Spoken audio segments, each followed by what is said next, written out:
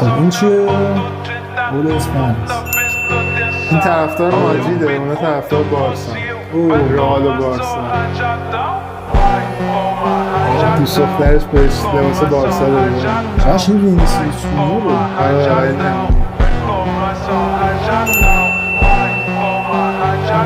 به مازنبه رو مخصوص. من بارسایی هم خودم. جدی؟ من رئالی هم. جدی؟ بس حال میکنی با این اوه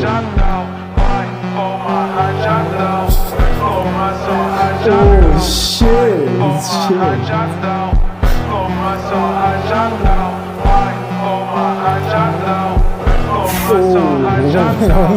چقدر هیت دادم به بارسایی.